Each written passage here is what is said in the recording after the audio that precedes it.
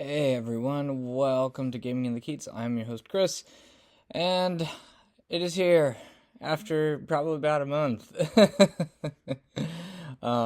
is the final round from the Dragon's Den for playing against our good friend and the host of the tournament, Mark Trelone.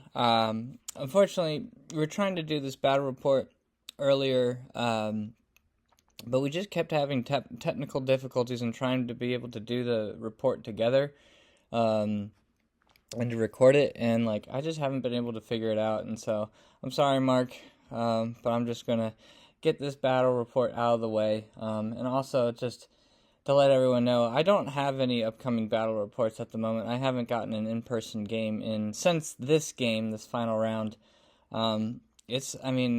We've just had a massive lull in in-person games, specifically since Titan, our gaming club, is now closed indefinitely.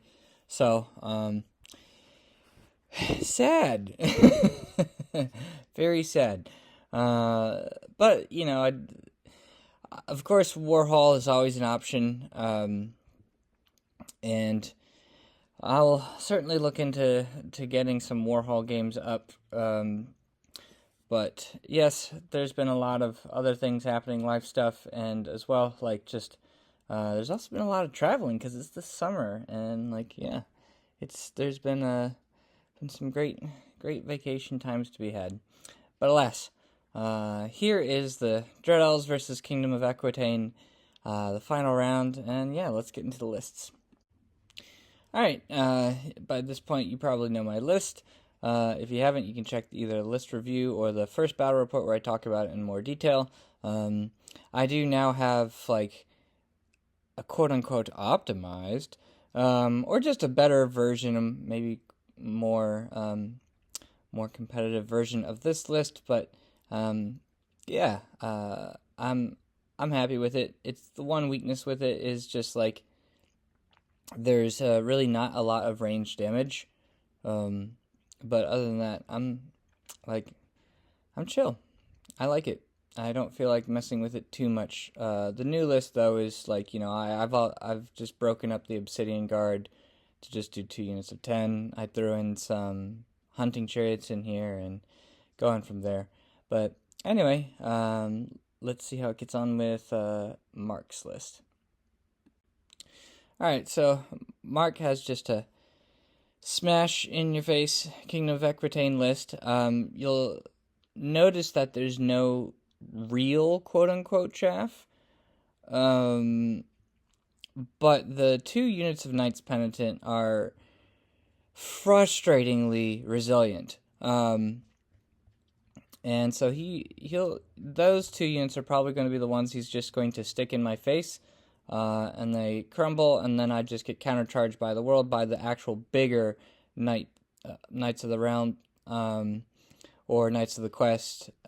So, he's got double Stalker standard on those units, so that's really nice. He's got a Damsel flying around on a Pegasus, just be where she needs to be. She can fly around and not actually, she can stay outside of range of a lot of shooting if she needs to, or potential range damage. She can hide if she needs to. She's just very mobile. And with my list, she doesn't really need to worry too much about ranged damage. So, and then the most awful thing about his list, the asshole paladin, who's just running around with a 1-up 5-up armor, 1-up 5-up. I think it's the armor save is rerollable. So he's just got a nice bastard sword, shield breaker. So, this guy he sticks around, and he just causes a lot of problems. So, this is Mark's list, and yeah, it's chunky. Alright, here are the pregame settings. We got Mountainous Crags, Frontline Clash, Forge and Plunder, so we picked the 3 terrain features outside of our deployment zone. And then we have to plunder them with scoring units from turn 3 onward. I got Enslave and Ransom again, so I have to get 4 points worth of like 4 tokens worth of kills or running down a unit, and that gives me, of course, an extra token. So if I can get up to 4 by the end of the game, then I get mine. And then KOE is Forbidden Trespass, so he has to prevent me from getting to a terrain feature. So, yeah. So, my matchup analysis of this list, I had it as like a yellow, but really unstable. He has a lot of zoning power and mobility over me, but, I still have, I have a lot more units than him. I should theoretically be able to dictate some charges. And I think my opponent, I thought that the primary was neutral, because I can, like both of us have to, in order to get to those terrain pieces, we have to commit one of our scoring units, and so, I think that means we just have to put ourselves in a dangerous way. Now, granted, he can, and that means he'd have to come up as well with his night buses, which puts them into my charge range. So it's not something that he can just like easily do without getting countercharged. I have it as just a neutral on the primary, but I think my opponent does have an advantage on the secondary, because those are going to be harder units for me to like get points from for my capture the flags, or not capture flags, enslave and ransom, excuse me. And then my goal here with the micro side of things is like I'm gonna try and take advantage of my light troops. Like I have more light troops than he does. I don't really have an answer for his phase steed. My goal with him is just to see if I can get a random movement off on him to try and mitigate his mobility. The shamanism is still an issue. I've been noticing. I've just been having a really hard time with shamanism with my army. And then if I can help it, I'm trying to avoid combo charges from his night buses. And my goal here as well is like I think I can use the Manticore to also harass the flanks of his night buses. I'm probably going to avoid with my Manticore his Faith Steed, because I think he just beats me. So I'm just going to use the Manticore to just be this harassing element to just try and make it a lot more difficult for him to just advance up with the night buses and get into a good position without being threatened. So that's what I have there. Alright, so deployment. My opponent won the roll-off to go first, so I think I deployed as such. On left to right, you have the little base of the Manticore right on the far side. Again, it was like super, super windy, so we had to use like water bottles and rocks and holding down the corners of the mat so it wouldn't get taken by the wind. So that's why you see all these like random accoutrements on the table. So the Manticore, unfortunately, with the wings, also was likely to get taken by the wind. So yeah, we got the Manticore, we got the Knights, we got Vanguarded Shadow Riders, a big unit of spears. My thought here was I'm keeping them in this line formation, so in case I get countercharged, I can actually fight with the ranks on either side. I'm not sure if this is the best position for them, but that's what I got. Same with the Obsidian Guard. I'm wondering if I should have just reformed them earlier in the beginning, but yeah, they're in this line formation here. Well, even though line formation doesn't actually exist really more. We got Acolytes in the center. We got the Vanguarded and Scouting Black Cloaks. I couldn't actually find a good position here to put them right behind the hill without them being seen, interestingly enough. Because they were still, I remember like trying, and I just couldn't do it effectively. So my opponent like was able to block that off actually very well. So here's where they ended up. We got 2 units of Corsairs, and then my final unit of Knights down at the bottom. Opponents left to the right, we got, I want to say, the Flaming Standard Realms. Then we have the big unit of realms with Stalkers. And then Mark, of course, you can correct me if I'm wrong in the comments. Then we have one unit of Penitent. We got the Pegs. We got the BSB in with, maybe that's the, Knights of the Quest here. And then we have the Duke on the Face Steed, or sorry, not Duke, the Paladin, and then further we have another unit of Knights Penitent. And here's just a fun little, totemic summon ready to cause my life lots of pain and suffering. So my opponent goes turn 1, and he moves up as such. Here's the Face Steed, here's the Penitents guarding the hill that I have to get to at some point and plunder it with a scoring unit in order to stop his secondary. Oh, and in terms of oh yes, and then the terrain features and then we have to do the ruins, the water feature, and the hill, I think, for the primary. So my opponent just moves up as such.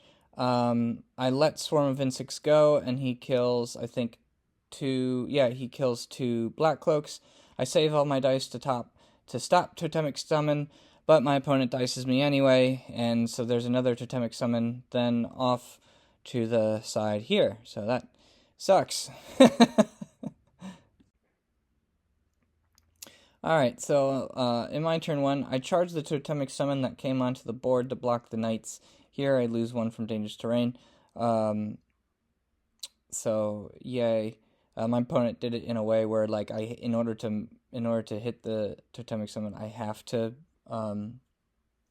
hit the water. So, good on my opponent. I actually back up out of charge range with the Corsairs, with his Fey, from his Fey Knight.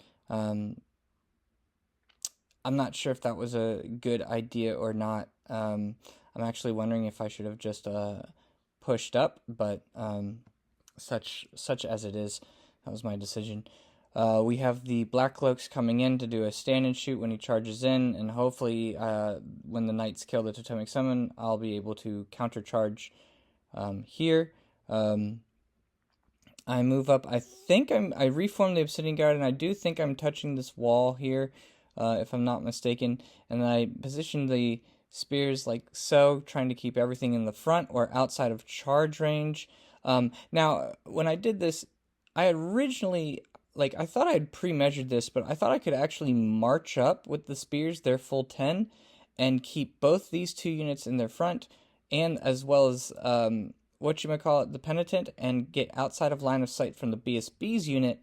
However, I guess when we went back to take a look, it still put the spears in the BSB's unit flank.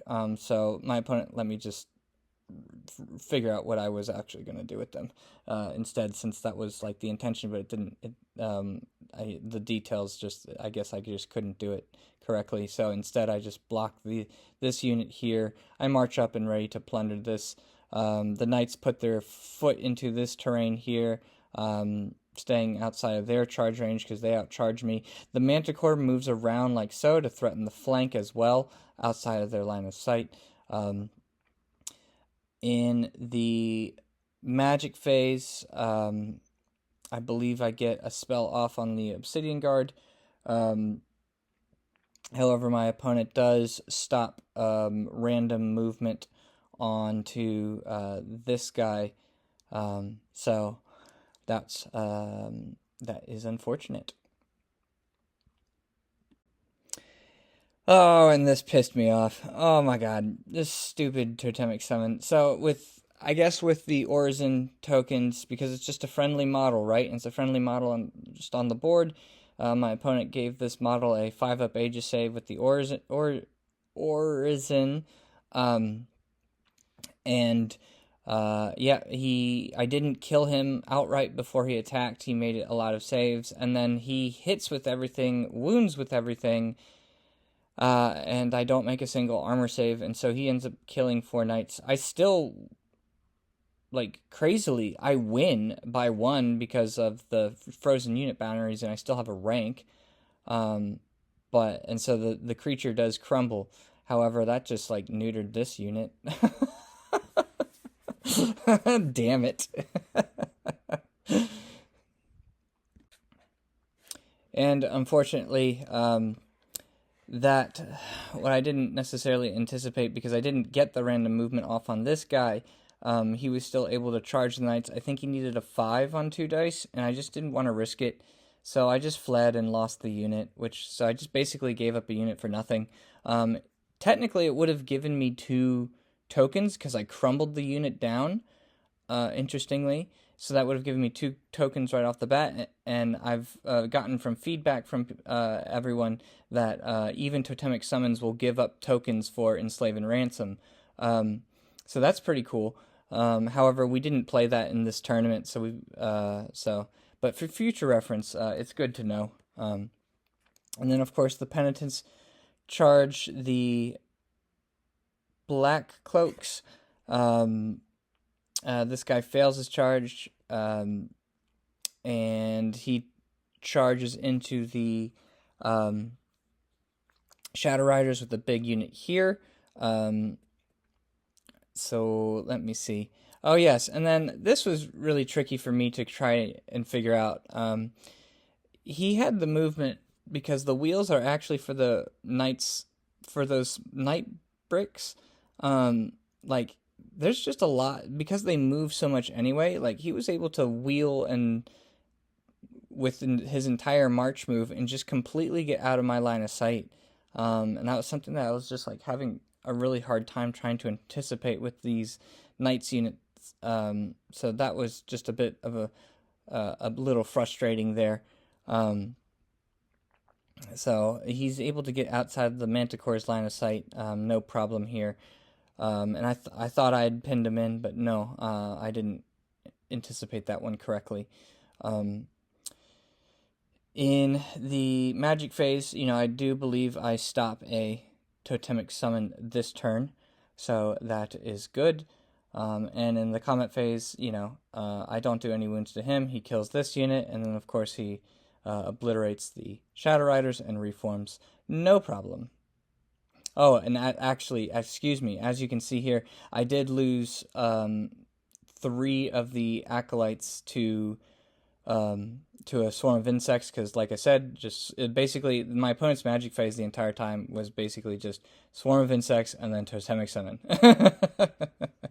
So I let swarm of insects go, but I was able to stop the totemic summon this time, but he kills 3 acolytes with swarm. Alright, so my turn 2. The spears charged the Knights of the Realm. They, of course, flee, and the most unfortunate part about this is that the Manticore was just like a whisker outside of 18 inches for the charge to be able to charge them.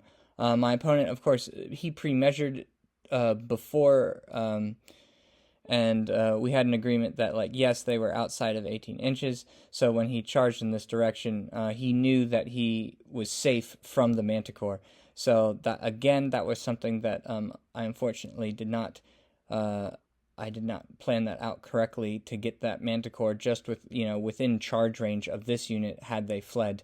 That's poor positioning, another example of poor positioning of the Manticore on my part. So spears fail their charge. The Obsidian Guard hold on the wall and reform, or they've been reformed, but yeah, they hold. I bring back the Acolytes here, ready to try and random movement and intercept. Corsairs come up, just trying to protect the flanks here. This guy's kind of facing out in the wind here. The other Corsair unit moves back outside of charge range. And the knights, I just get ready to try and plunder this terrain feature here. And so at least the spears are like zoning this terrain feature, so he cannot plunder it. Yeah, so that's basically it. I get off some magic buffs, I believe, on my Obsidian Guard. However, my opponent stops the random movement again from the acolytes. Alright, my opponent's turn 3. No charges to declare. He's holding with his BSB's unit, and he's holding with the Penitent here. He's able to move up out of line of sight of the Obsidian Guard, again, which is my fault, but that's kind of what's happening now. Like, my right side has now just collapsed, and I've poorly positioned my Corsairs that I can't quite cover it as well. He's able to block the flank of this Penitent unit with his Paladin, but still keep the Corsairs in his front. So that's not great. And yeah, he does rally this unit here in the woods. And so we're just kind of having a face-off here with our knight units. Neither of these units have Stalker standards, of course, so we're, I think, both pretty reticent in terms of charging. However, at least my unit is now in the ruins and ready to plunder. In his magic phase, I let Swarm of Insects go through, but yes, I think he killed, I don't know what he actually targeted. I think the Acolytes actually, yeah, the Acolytes looks like they survived the Swarm of Insects, but this time my opponent gets off another Totemic Summon. He just dices me again, and he puts it off on this side now, making my knights, again, just awkward to position now with the Totemic Summon and the and now having to deal with knights and a Totemic Summon here. So, there you have it. Okay, so this is actually a picture of my opponent's turn 4. It looks like I missed a picture of my turn 3, but I, unfortunately, I don't know if this is a good decision or not, but I chose to not charge the flank of this Knights of the Realm unit with the Manticore. He had a Stalker standard in there, so he gets his entire, like, set of combat resolution, but I just should have done it at this rate. Yeah, I don't know. I was thinking I might get out combat resolution, but the Manticore has like 7 AP3 attacks, plus with the lacerating touch, and then another 4 with lethal strike, and I'm hitting the flank. Maybe I was concerned about dangerous terrains, but I am just kicking myself so hard when I see this. But instead I made this decision here with the Manticore to try and threaten more of the center and threaten him from coming up. God damn it. I hate myself sometimes. But no, this is what I did, and this is what my opponent was able to do in response. He was able to march outside of the Manticore's line of sight with the Knights of the Realm. So this Manticore just doesn't see shit right now, because everything else, these units are just outside of 18 inches. So he does that, so that's well played there for my opponent. As you can see in my turn, I didn't declare any charges, so I just repositioned, but unfortunately I made another mistake with the Obsidian Guard, and I backed off of the wall. I'm kicking myself for this too, because now my opponent takes advantage of this position here, and is able to put his Penitent units on the wall, and surprise, Penitent have parry. I guess that's one of their special rules, is they get to have parry, even though they're mounted. So this is where he activates his Penitent, and he pushes them right in front of my 2 big units. He's able to now be in my flanks, so regardless, if I charge in and get stuck there, I'm going to get countercharged, and it's going to be gross. And then he's able to maneuver in a way where this Corsair unit is out of line of sight from the flank.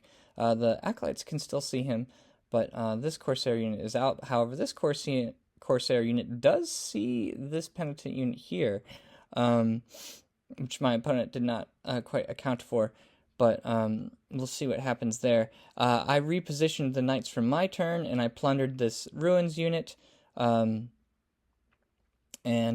to face the Totemic Summon. So what my opponent did instead was just move the Totemic Summon just this way, outside the knight's line of sight, and worst of all, I did it in a way that he was still able to, march and get here with his night buses. So I'm just being so outplayed in the movement phase right now with these night buses. I just cannot seem to anticipate in this match, like how they're able to move as such. I don't know.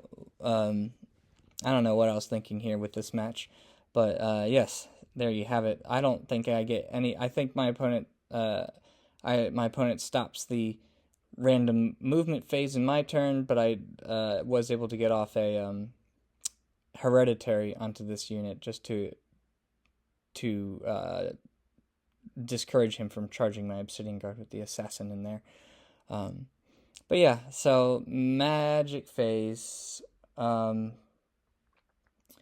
believe in my opponent's magic phase, again, same issue. I save everything for Totemic Summon, but my opponent dices me again and gets another one in my backfield. So it is really not looking good for my position right now.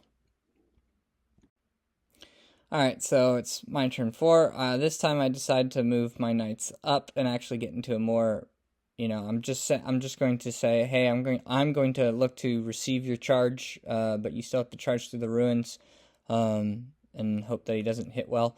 Because these are still just realms. These aren't like, I think my knights can, I've had knights be able to take a charge from Knights of the Realm before, like the Dread Knights. So, now this is just total desperation at this rate. Like, I have to do something. Like, I'm pinned in, so I decide, screw it, I'm just going to put my 2 best units, the Spears and the Obsidian Guard, into the Penitent and hope for the best. I did have the rear charge on the Corsairs, but they failed their charge, unfortunately, even with the maximized for the combo charge of Day of Warfare. However, I decided to charge the flank again because I'm trying to add. My goal was to just add combat resolution to this penitent unit, just so I could.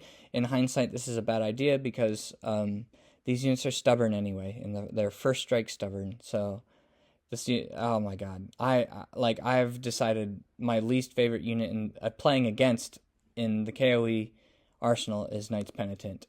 Fuck this unit. And we haven't even gotten to combat yet, like to the combat phase. So what I should have done here with these Acolytes is move them in a way to block the BSB's charge. So I do believe I tried to random movement them, but my opponent stopped it. I do get off a rerolls to hit on my Obsidian Guard, which is nice because that will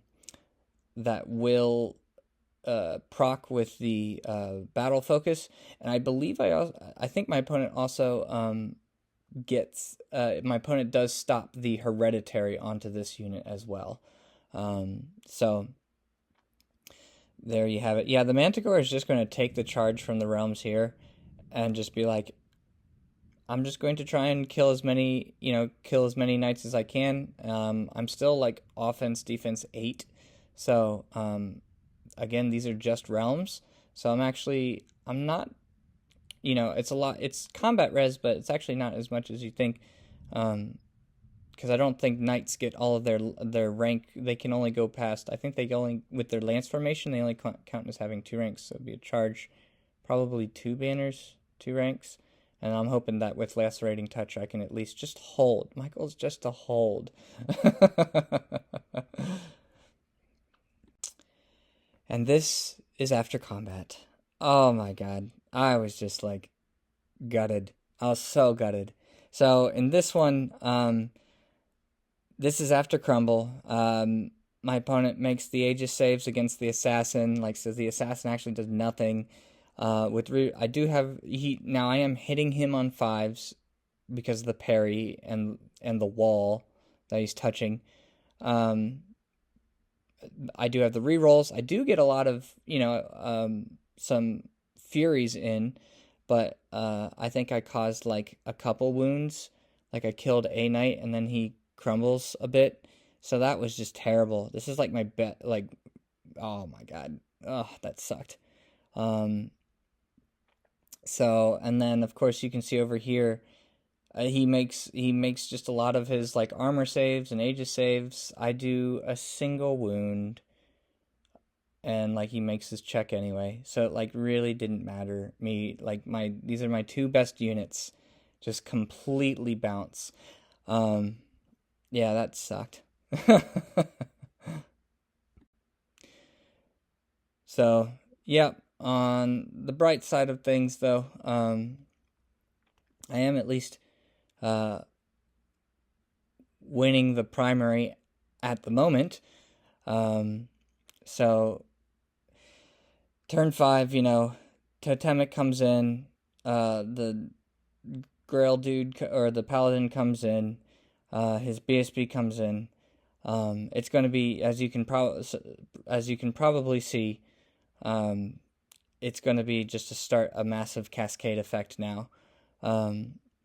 So Obsidian Guard are completely surrounded. His other realms come into the spears. I'm just hoping that they can hold, but you'll see in terms of order of operations what happens in the magic phase. Nothing of note really happens, but yeah, let's go into combat. And this is a picture of after everything is said and done. So when my opponent did the Obsidian Guard, he was able to break them, run them down, overrun into my spears, which he then was able to break them, overrun, and then with his overruns of his units, when he chose the direction, he was able to get into the Manticore, and he needed boxcars with this unit, and my opponent, as you know, got boxcars. He needed an 11 with this unit, and as you can see, he got an 11 for dice. So this was terrible. I do kill, for what it's worth, 3 knights. In return, he does 2 wounds to me, so the Manticore actually doesn't really receive much damage coming in, but with all of this massive static, it's an auto break, and he just breaks me and just runs me down. So this was the salt to the wound here, which is the box cars to get in and the 11 to get in, and making both of them. I was just like, fuck. Oh my god, Mark. Come on, let me have something. And this is the final end result of the close combats. Now, I will at least give credit to credit's due. My units did, as you can see, take a chunk out of his other units. The stupid penitents are just they're just still there. I hate them so much. But this Knights of the Realm unit is quite depleted. I think he also probably running through the water took some. No, they shouldn't have, because they had a Stalker standard. So no, I think my units at least gave a good showing of themselves in the combat this time around.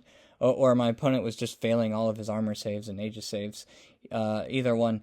So I tried. But this is where everything ends up after my opponent's turn. But like I said, or I think I've mentioned this already, at least the silver lining is I'm still winning the primary.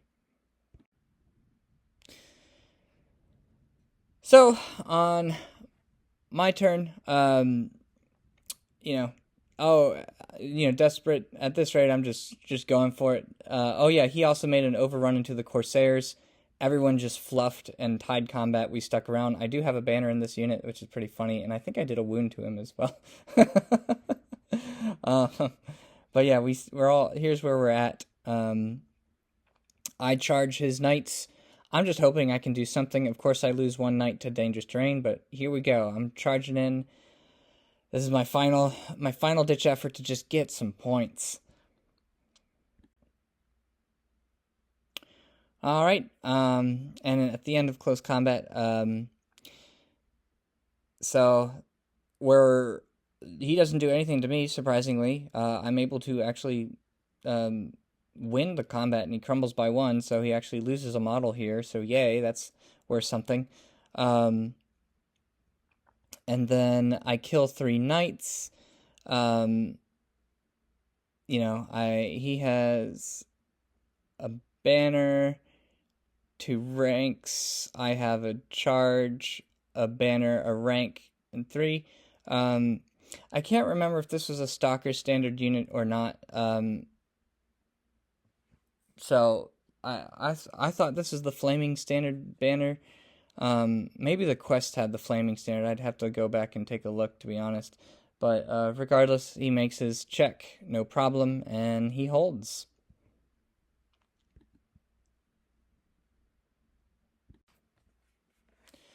Oh boy. So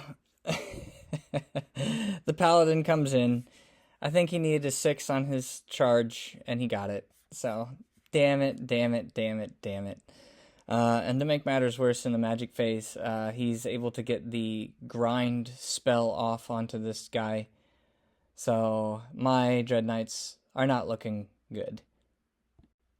And the knight coming in, he gets. I think his grind attacks like just kill the unit outright with the shamanism spell.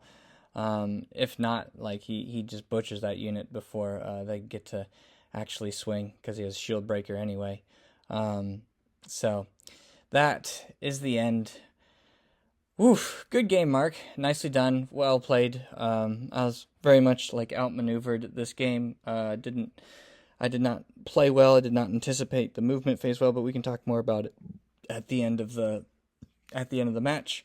But yeah, congrats for the win, and thanks again just overall for hosting this awesome event.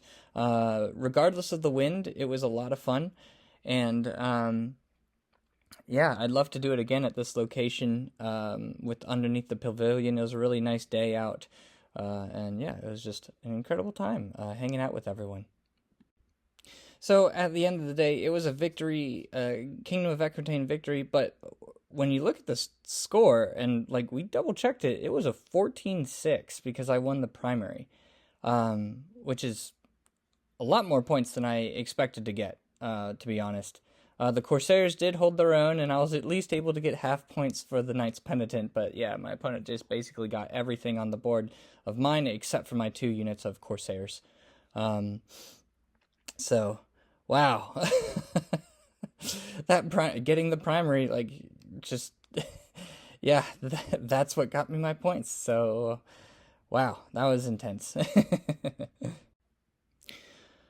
Alright, so on my post-game thoughts for this one,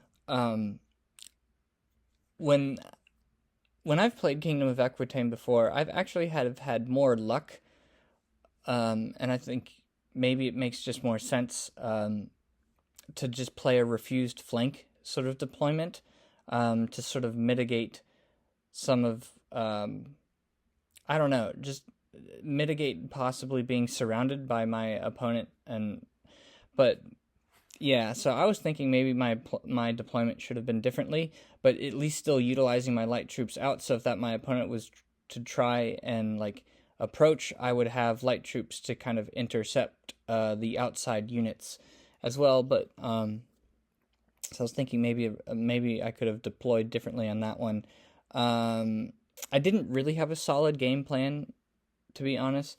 I was just being really reactive and failing to anticipate my opponent's movement phase, and I think that just plays into a larger inexperience against Kingdom of Equitaine, being able to let simply like maybe 5 or 6 units just completely outmaneuver me with the amount of units that I have on the board. So in the micro side of things, like I said, I don't think I utilized my faster units well, and I was struggling to anticipate like how those night buses were able to march out of my line of sight with my units. I completely underestimated the Knights Penitent. Like just getting stuck on them just completely sealed my fate on that one. Like, yeah, like you could make an argument that maybe my opponent was rolling really well with his armor saves. Like I did think I would be doing more damage to them. But at the end of the day, like they're still first strike stubborn. So, the hope of actually crumbling the unit down, I think is perhaps a false hope. But yeah, and then that was such a bummer, like getting those 2 long overruns into the Manticore, like, oh my god, that hurt. And then like also getting that long charge into my knights because I was at least hoping to like secure some points, maybe get the maybe get those Knights of the Realm with the Manticore, like one more turn. I think that could have happened. I think my Knights could have held up at least another round as well with his Knights. So, oh well. Those are my thoughts there. Let me know what y'all think. That was a tough one for sure, but at least, like I said, I did well to get the primary. And yeah.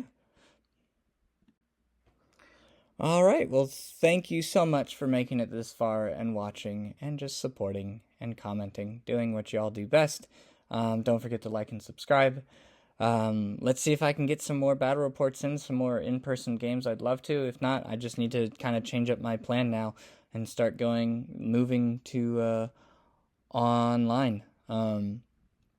So anyway, thanks again, Mark, for hosting this awesome event. I can't wait to do the next one. It's looking like it's possibly either September, like after Mark is done with ETC. We'll see how it goes. But yeah, that was a lot of fun.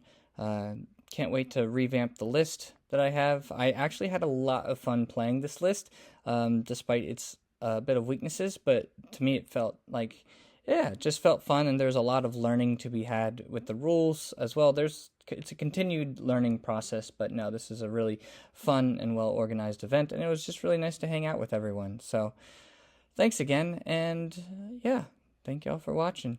Ciao, ciao for now, y'all.